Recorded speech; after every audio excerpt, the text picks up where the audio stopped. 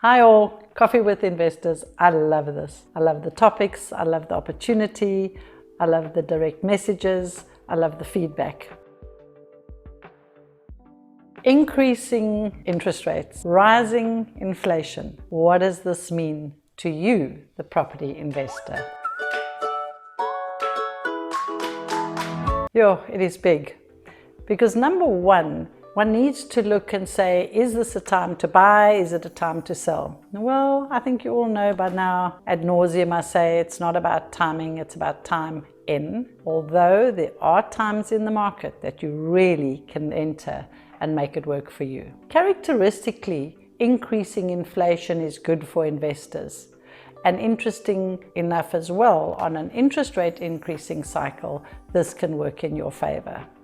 Obviously, from the interest rate increase, we do see a slight temper on supply and demand, because on the property cycle, interest rates and inflation play a huge role in the supply and demand factor.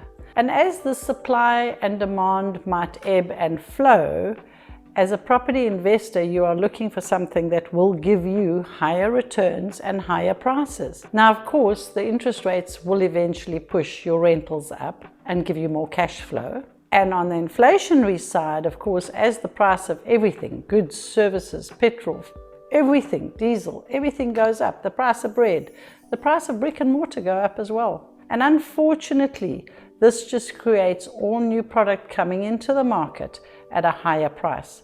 It will also temper developers developing in the market, which in its own way increases the demand again because there's less product in the market.